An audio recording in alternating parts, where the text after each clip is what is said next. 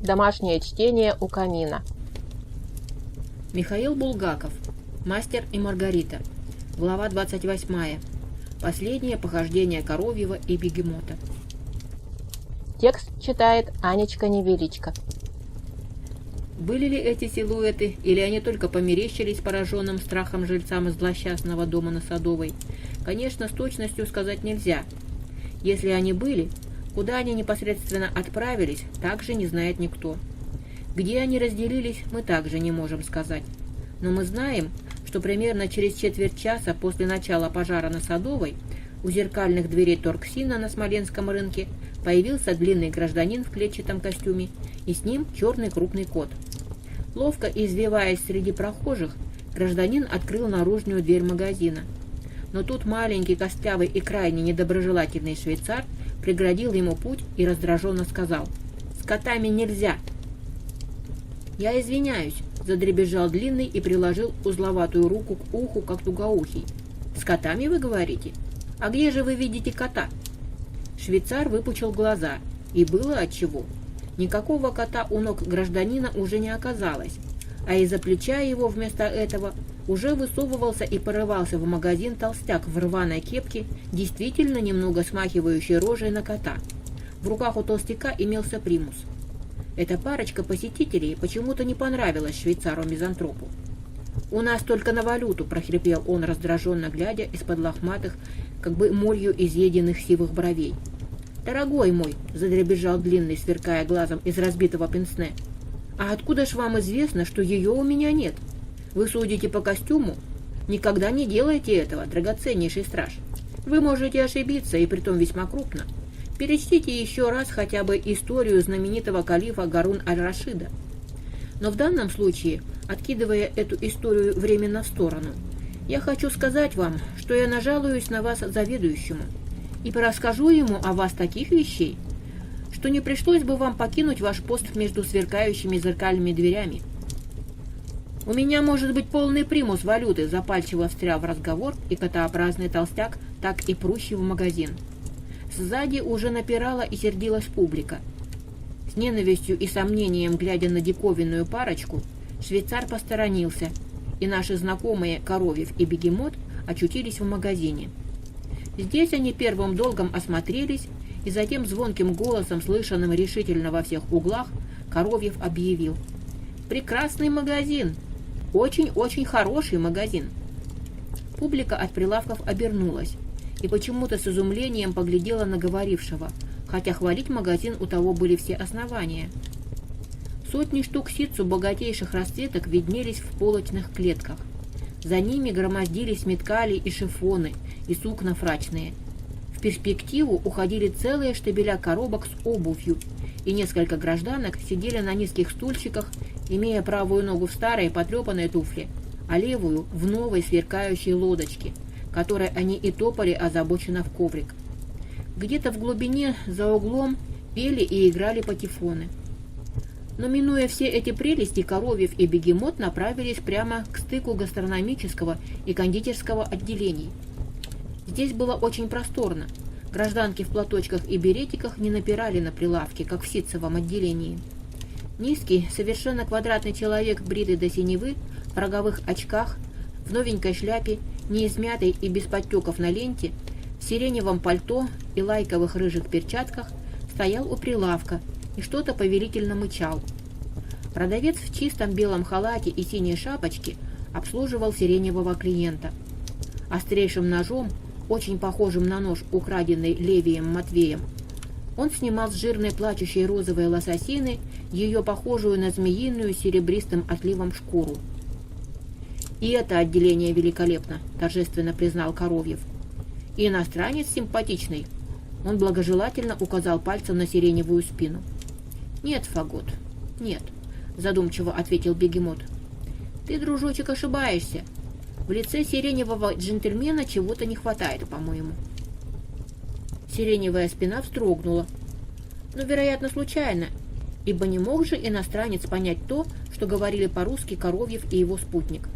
«Хороший?» — строго спрашивал сиреневый покупатель. «Мировая», — отвечал продавец, кокетливо ковыряя острием ножа под шкурой. «Хороший люблю, плохой нет», — сурово говорил иностранец. «Как же?» — восторженно отвечал продавец. Тут наши знакомые отошли от иностранца с его лососиной к краю кондитерского прилавка. «Жарко сегодня», — обратился Коровьев к молоденькой краснощекой продавщице и не получил от нее никакого ответа на это. «Почем мандарины?» — осведомился тогда у нее Коровьев. 30 копеек кило», — ответила продавщица. «Все кусается», — вздохнув, заметил Коровьев. «Эх». Он немного еще подумал и пригласил своего спутника. «Кушай, бегемот». Толстяк взял свой примус под мышку, овладел верхним мандарином в пирамиде и тут же со шкурой, сожравший его, принялся за второй. Продавщицу обуял смертельный ужас. «Вы с ума сошли!» — вскричала она, теряя свой румянец. «Чек подавайте, чек!» И она уронила конфетные щипцы. «Душенька, милочка, красавица!» — засипел Коровьев, переваливаясь через прилавок и подмигивая продавщице. «Не привалюте мы сегодня. Ну что ты поделаешь? Но клянусь вам, в следующий же раз. И уж никак не позже понедельника отдадим все чистоганам. Мы здесь, недалеко, на Садовой, где пожар». Бегемот, проглотив третий мандарин, сунул лапу в хитрое сооружение из шоколадных плиток, выдернул одну нижнюю, отчего, конечно, все рухнуло, и проглотил ее вместе с золотой оберткой. Продавцы за рыбным прилавком как окаменели со своими ножами в руках.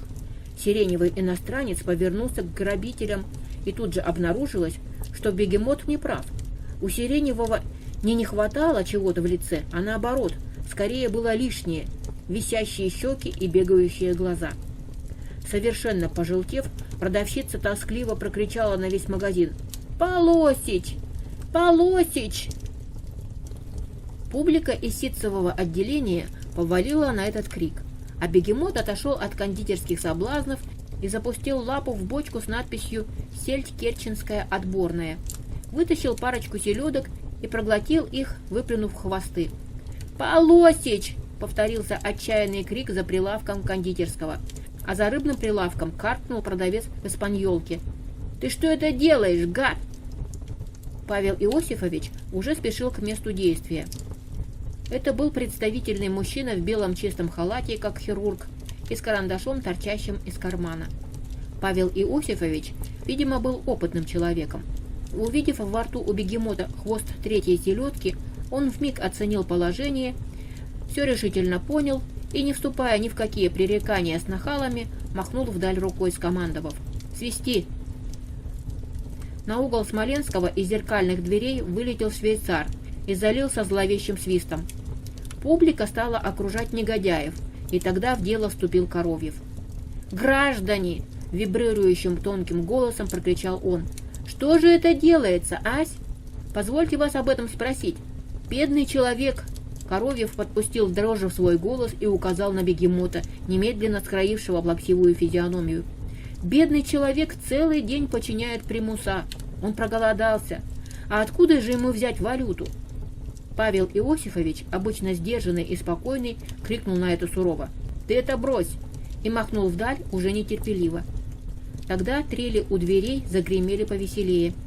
Но Коровьев, не смущаясь выступлением Павла Иосифовича, продолжал: «Откуда?» – задаю я всем вопрос. Он истомлен голодом и жаждой. Ему жарко. Ну, взял на пробу горемыка мандарин. И вся цена-то этому мандарину 3 копейки.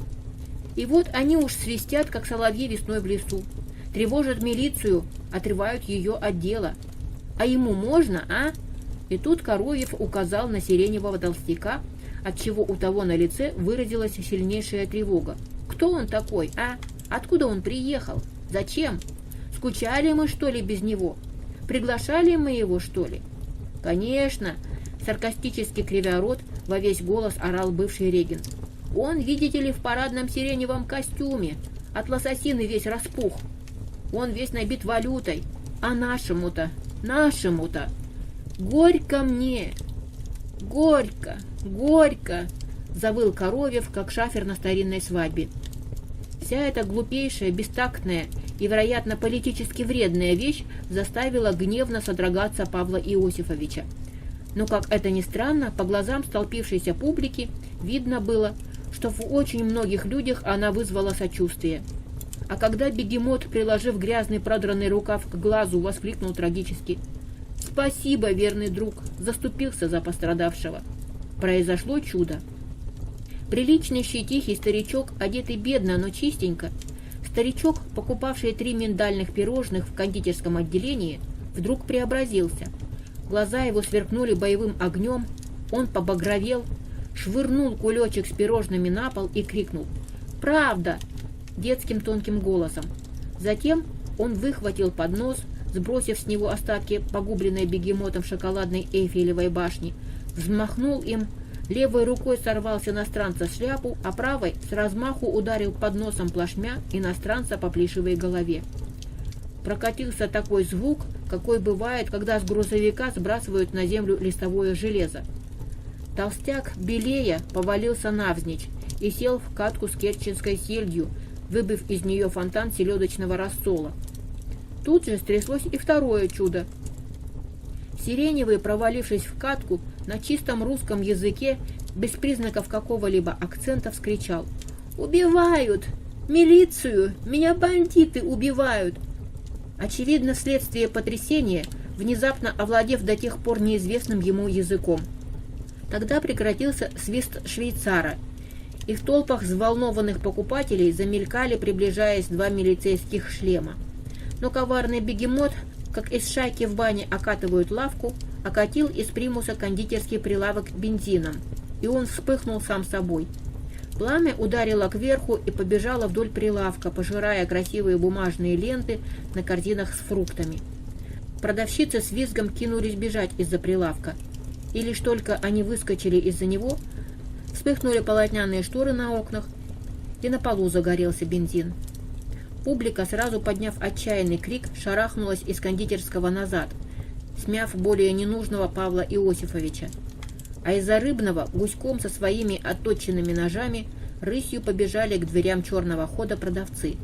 Сиреневый гражданин, выдравшись из катки, весь в селедочной жиже, перевалился через семгу на прилавке и последовал за ними. Зазвенели и посыпались стекла в выходных зеркальных дверях, выдавленные спасающимися людьми. И оба негодяя, и Коровьев, и обжора-бегемот, куда-то девались, а куда нельзя было понять. Потом уж очевидцы, присутствующие при начале пожара в Торксине на Смоленском, рассказывали, что будто бы оба хулигана взлетели вверх под потолок, и там будто бы лопнули оба, как воздушные детские шары. Это, конечно, сомнительно, чтобы дело было именно так. Но чего не знаем, того не знаем. Но знаем, что ровно через минуту после происшествия на Смоленском и бегемот, и Коровьев уже оказались на тротуаре бульвара, как раз у дома грибоедовской тетки. Коровьев остановился у решетки и заговорил: «Ба, да ведь это писательский дом. Знаешь, бегемот, а я очень много хорошего и лестного слышал про этот дом. Обрати внимание, мой друг, на этот дом. Приятно думать о том, что под этой крышей скрывается и вызревает целая бездна талантов». «Как ананасы в оранжереях», — сказал бегемот, и, чтобы получше полюбоваться на кремовый дом с колоннами, влез на бетонное основание чугунной решетки. «Совершенно верно», — согласился со своим неразлучным спутником Коровьев. «И сладкая жуть подкатывает к сердцу, когда думаешь о том, что в этом доме сейчас поспевает будущий автор Дон Кихота или Фауста. Или, черт меня побери, мертвых душ, а?» «Страшно подумать», — подтвердил бегемот. «Да», — продолжал Коровьев, — «удивительных вещей можно ожидать в парниках этого дома, объединившего под своей кровлей несколько тысяч подвижников, решивших отдать беззаветно свою жизнь на служение Мельпомене, Полигимии, Италии. Ты представляешь себе, какой поднимется шум, когда кто-нибудь из них для начала преподнесет читающей публике «Ревизора» или, на самый худой конец, Евгения Онегина?» «И очень просто», — опять-таки подтвердил бегемот. «Да», — продолжал Коровьев, и озабоченно поднял палец. «Но, говорю я и повторяю это «но». Если на эти нежные тепличные растения не нападет какой-нибудь микроорганизм и не подточит их в корне, если они не загниют. А это бывает с ананасами. Ой-ой-ой, как бывает. «Кстати», — осведомился Бегемот, просовывая свою круглую голову через дыру в решетке, — «что это они делают на веранде?» «Обедают», — объяснил Коровьев. «Добавлю к этому, дорогой мой, что здесь очень недурной и недорогой ресторан. А я, между тем, как и всякий турист, перед дальнейшим путешествием испытываю желание закусить и выпить большую ледяную кружку пива». «И я тоже», — ответил Бегемот. И оба негодяя зашагали по асфальтовой дорожке под липами, прямо к веранде нечуявшего беды ресторана. Бледная и скучающая гражданка в белых носочках и белом же беретике с хвостиком сидела на венском стуле у входа на веранду с угла, там, где в зелени трильежа было устроено входное отверстие. Перед нею на простом кухонном столе лежала толстая конторского типа книга, в которую гражданка, неизвестно для каких причин, записывала входящих в ресторан. Этой именно гражданкой и были остановлены Коровьев и Бегемот. «Ваше удостоверение!»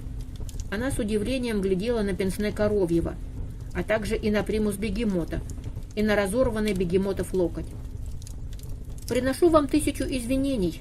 Какие удостоверения?» — спросил Коровьев, удивляясь. «Вы писатели?» — в свою очередь спросила гражданка. «Безусловно», — с достоинством ответил Коровьев. «Ваше удостоверение», — повторила гражданка. «Прелесть моя», — начал нежно Коровьев. «Я не прелесть», — перебила его гражданка. «Ох, как это жалко», — разочарованно сказал Коровьев и продолжал. «Ну что же, если вам не угодно быть прелестью, что было бы весьма приятно, можете не быть ею. Так вот, чтобы убедиться, что Достоевский писатель, неужели же нужно спрашивать у него удостоверение?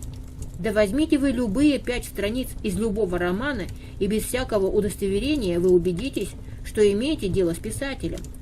Да я полагаю, что у него и удостоверения-то никакого не было. Как ты думаешь?» — обратился Коровьев к Бегемоту. «Пари держу, что не было», — ответил тот, ставя примус на стол рядом с книгой и вытирая пот рукой на закопченном лбу. «Вы не Достоевский», — сказала гражданка, сбиваемая с толку Коровьевым. «Ну, почем знать», — ответил тот. «Достоевский умер», — сказала гражданка, но как-то не очень уверенно. «Протестую!» — горячо воскликнул Бегемот. «Достоевский бессмертен!» «Ваше удостоверение, граждане», — сказала гражданка. «Помилуйте, это в конце концов смешно», — не сдавался Коровьев. «Вовсе не удостоверением определяется писатель, а тем, что он пишет. Почем вы знаете, какие замыслы роятся в моей голове? Или в этой голове?» И он указал на голову Бегемота, с которой тот тотчас снял кепку, как бы для того, чтобы гражданка могла получше осмотреть ее. «Пропустите, граждане», — уже нервничая сказала она. Коровьев и Бегемот посторонились и пропустили какого-то писателя в сером костюме, в летней без галстуха белой рубашке, воротник которой широко лежал на воротнике пиджака, и с газетой под мышкой. Писатель приветливо кивнул гражданке, на ходу поставил в подставленной ему книге какую-то закорючку и проследовал на веранду. «Увы, не нам, — грустно заговорил Коровьев, — а ему достанется эта ледяная кружка пива, о которой мы, бедные скитальцы, так мечтали с тобой. Положение наше печально и затруднительно, и я не знаю, как быть». Бегемот только горько развел руками и надел кепку на круглую голову, поросшую густым волосом, очень похожим на кошачью шерсть. И в этот момент негромкий, но властный голос прозвучал над головой гражданки.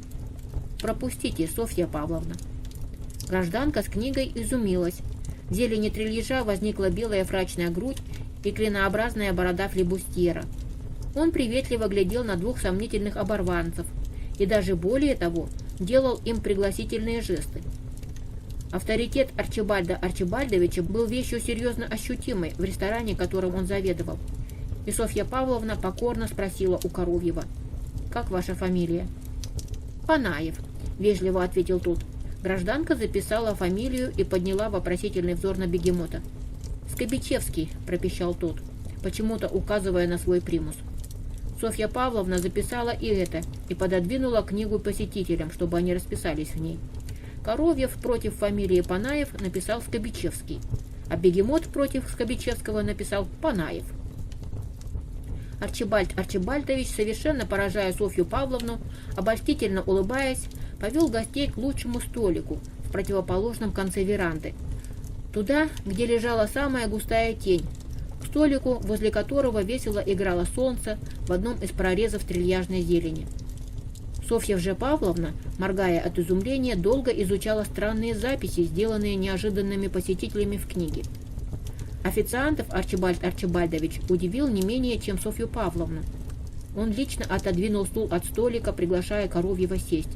Мигнул одному, что-то шепнул другому, и два официанта засуетились возле новых гостей, из которых один свой примус поставил рядом со своим порыжевшим ботинком на пол. Немедленно исчезла со столика старая скатерть в желтых пятнах. В воздухе, хрустя крахмалом, взметнулась белейшая, как бедуинский бурнус, другая. А Арчибальд Арчибальдович уже шептал тихо, но очень выразительно, склоняясь к самому уху Коровьева. «Чем буду почивать? Балычок имею особенный. У архитекторского съезда оторвал». «Вы дайте нам вообще закусочку», промычал Коровьев, раскидываясь на стуле. «Понимаю», закрывая глаза, многозначительно ответил Арчибальд Арчибальдович. Увидев, как обращается с весьма сомнительными посетителями шеф ресторана, официанты оставили всякие сомнения и принялись за дело серьезно. Один уже подносил спичку бегемоту, вынувшему из кармана окурок и всунувшему его в рот. Другой подлетел, звеня зеленым стеклом и выставляя у приборов рюмки, лафитники и тонкостенные бокалы, из которых так хорошо пьется нарзан под тентом. Нет, забегая вперед, скажем, пился нарзан под тентом незабвенной грибоедовской веранды. «Филейчиком и зрябчика могу угостить», — музыкально мурлыкал Арчибальд Арчибальдович. Гость в треснувшем пенсне полностью одобрял предложение командира брига и благосклонно глядел на него сквозь бесполезное стеклышко. Обедавший за соседним столиком беллетрист Петраков-Суховей с супругой, доедающий свиной эскалоп, со свойственной всем писателям наблюдательностью, заметил ухаживание Арчибальда Арчибальдовича и очень-очень удивлялся. А супруга его, очень почтенная дама, просто даже приревновала пирата к Коровьеву и даже ложечкой постучала. «И что же это, дескать, нас задерживают? Пора и мороженое подавать? В чем дело?» Однако, послав Петраковой обольстительную улыбку, Арчибальд Арчибальдович направил к ней официанта, а сам не покинул своих дорогих гостей. Ах, умен был Арчибальд Арчибальдович. А уж наблюдателен, пожалуй, не менее, чем и сами писатели. Арчибальд Арчибальдович знал и о сеансе в варьете, и о многих других происшествиях этих дней. Слышал, но в противоположность другим, мимо ушей не пропустил ни слова клетчатый, ни слова кот. Арчибальд Арчибальдович сразу догадался, кто его посетители, а догадавшись, натурально ссориться с ними не стал. А вот Софья Павловна хороша. Ведь это надо же выдумать, преграждать этим двум путь на веранду. А впрочем, что с нее спрашивать? Надменно тыча ложечкой в раскисающее сливочное мороженое, Петракова недовольными глазами глядела, как столик перед двумя одетыми какими-то шутами гороховыми, как бы по волшебству, обрастает явствами. До блеска вымытые салатные листья уже торчали из вазы со свежей икрой. Миг, и появилась на специально пододвинутом столике запотевшая серебряная ведерко. Лишь убедившись в том, что все сделано по чести, лишь тогда, когда в руках официантов прилетела закрытая сковорода, в которой что-то ворчало, Арчибальд Арчибальдович позволил себе покинуть двух загадочных посетителей, да и то предварительно шепнув им: «Извините, на минутку, лично пригляжу за филейчиками». Он отлетел от столика и скрылся во внутреннем ходе ресторана. Если бы какой-нибудь наблюдатель мог проследить дальнейшие действия Арчибальда Арчибальдовича, они, несомненно, показались бы ему несколько загадочными. Шеф отправился вовсе не в кухню наблюдать за филейчиками, а в кладовую ресторана. Он открыл ее своим ключом, закрылся в ней, вынул из ларя со льдом осторожно, чтобы не запачкать манжет, два увесистых балыка, запаковал их в газетную бумагу, аккуратно перевязал веревочкой и отложил в сторону. Затем в соседней комнате проверил, на месте ли его летнее пальто на шелковой подкладке и шляпа. и лишь после этого проследовал в кухню, где повар старательно разделывал обещанные гостям пиратам филейчики. Нужно сказать, что странного или загадочного во всех действиях Арчибальда Арчибальдовича вовсе не было. И странными такие действия мог бы счесть лишь наблюдатель поверхностный. Поступки Арчибальда Арчибальдовича совершенно логически вытекали из всего предыдущего. Знание последних событий, а главным образом феноменальное чутье Арчибальда Арчибальдовича, подсказывали шефу грибоедовского ресторана, что обед его двух посетителей будет хотя и обилен, и роскошен, но крайне непродолжителен. И чутье, никогда не обманывающее бывшего флебустьера, не подвело его и на сей раз. В то время как Коровьев и Бегемот чокались второй рюмкой прекрасной холодной московской двойной очистки водки, появился на веранде потный и взволнованный хроникер Боба Кандалупский, известный в Москве своим поразительным всеведением, и сейчас же подсел к Петраковым. Положив свой разбухший портфель на столик, Боба немедленно всунул свои губы в ухо Петракову и зашептал в него какие-то очень соблазнительные вещи. Мадам Петракова, изнывая от любопытства, и свое ухо подставила к пухлым масляным губам Бобы. А тот, изредка воровски оглядываясь, все шептал и шептал, и можно было расслышать отдельные слова вроде таких: «Клянусь вам честью, на Садовой, на Садовой». Боба еще больше снизил голос: «Не берут пули, пули, пули, бензин, пожар, пули». Вот этих бы врунов, которые распространяют гадкие слухи, в негодовании несколько громче, чем хотел бы Боба, загудела контральтовым голосом мадам Петракова. Вот их бы следовало разъяснить. Ну ничего, так и будет. Их приведут в порядок. Какие вредные враки! Какие же враки, Антонина Порфирьевна! Воскликнул огорченный неверием супруги писателя Боба и опять засвистел. Говорю вам, пули не берут. А теперь пожар. Они по воздуху, по воздуху. Боба шипел, не подозревая того, что те, о ком он рассказывает, сидят рядом с ним, наслаждаясь его свистом. Впрочем, это наслаждение скоро прекратилось. Из внутреннего хода ресторана на веранду стремительно вышли трое мужчин с туго перетянутыми ремнями-талиями, в крагах и с револьверами в руках. Передний крикнул звонко и страшно: «Не с места!» И тотчас все трое открыли стрельбу на веранде, целясь в голову Коровьеву и Бегемоту.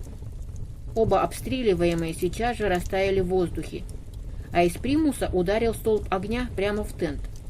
Как бы зияющая пасть с черными краями появилась в тенте и стала расползаться во все стороны. Огонь, проскочив сквозь нее, поднялся до самой крыши грибоедовского дома.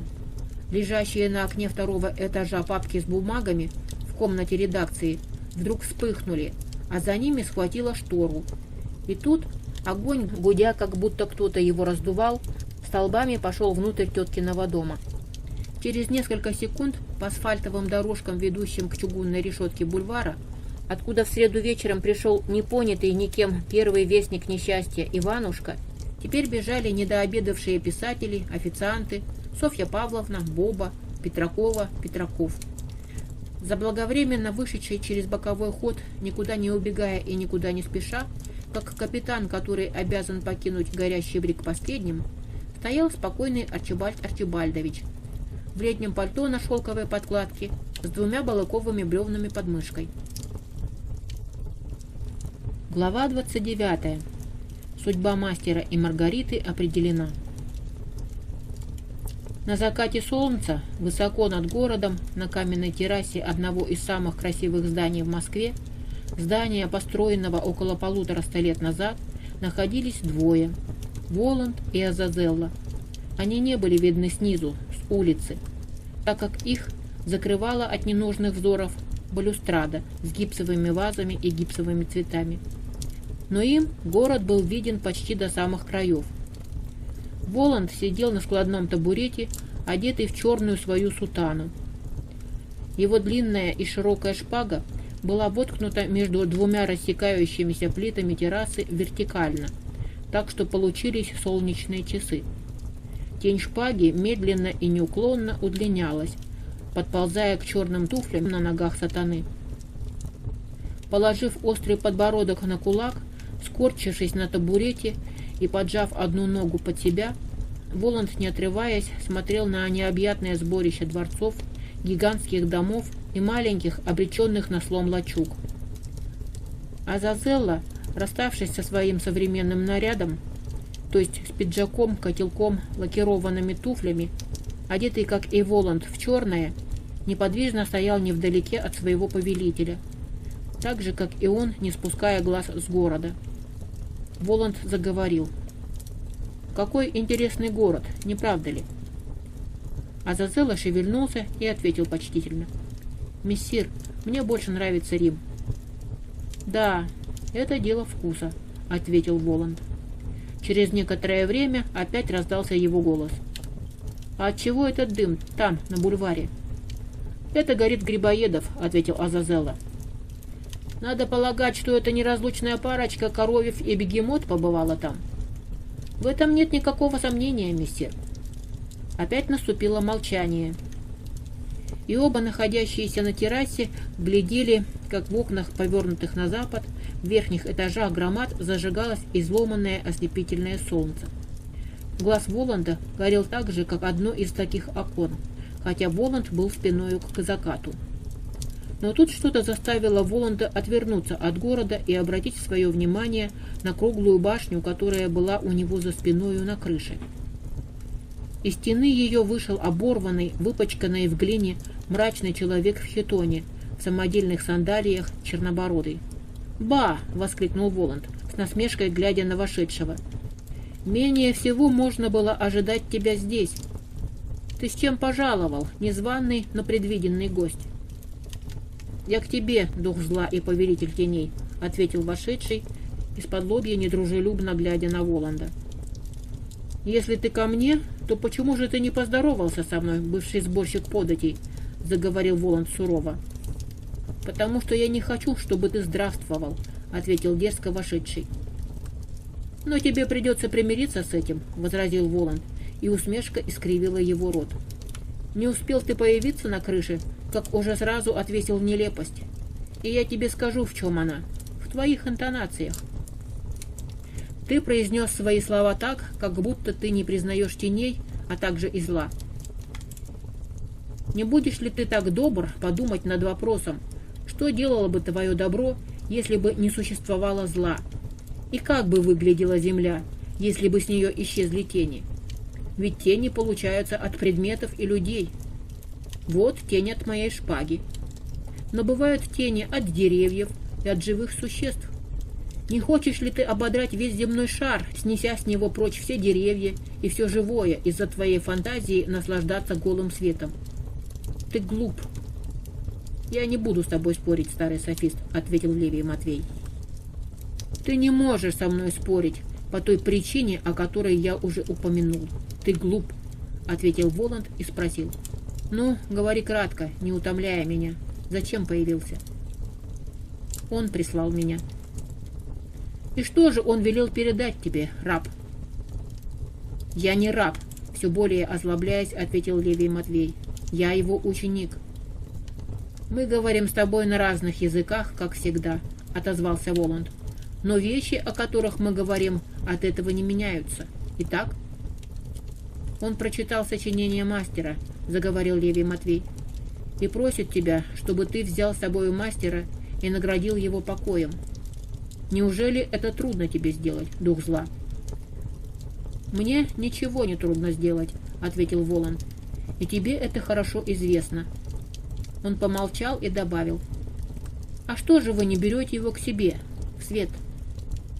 Он не заслужил света. Он заслужил покой, печальным голосом проговорил Левий. «Передай, что будет сделано», — ответил Воланд, и прибавил, причем глаз его вспыхнул. «И покинь меня немедленно».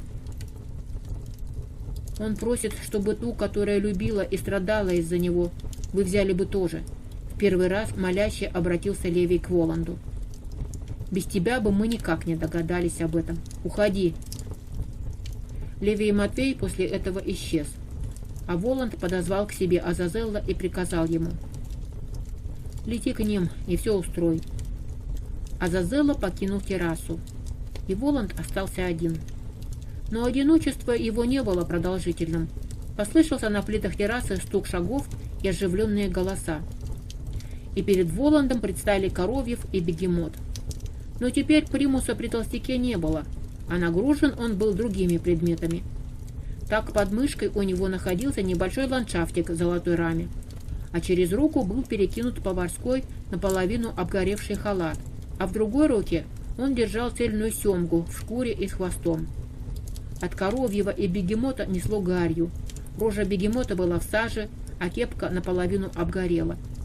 «Салют, мессир!» — прокричала неугомонная парочка, и Бегемот помахал семгой.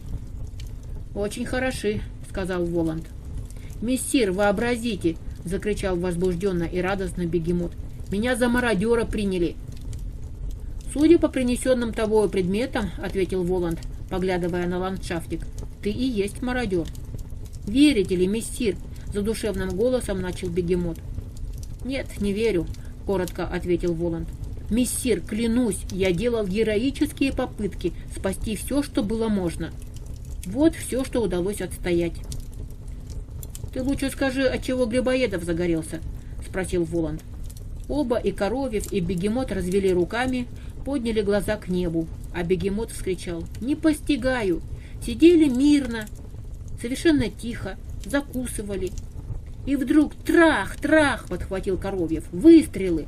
Обезумев от страха, мы с Бегемотом кинулись бежать на бульвар. Преследователи за нами. Мы кинулись к Тимирязеву. Но чувство долга, — вступил Бегемот, — побороло наш постыдный страх, и мы вернулись. «Ах, вы вернулись!» — сказал Воланд. «Ну, конечно. Тогда здание сгорело дотла». «Дотла!» — горестно подтвердил Коровьев. «То есть буквально, мессир, дотла, как вы изволили метко выразиться. Одни головешки». «Я устремился, — рассказывал Бегемот, — в зал заседаний, это который с колоннами, мессир, рассчитывая вытащить что-нибудь ценное. Ах, мессир, моя жена, если б у меня она была, 20 раз рисковала остаться вдовой. Но, по счастью, мессир, я не женат.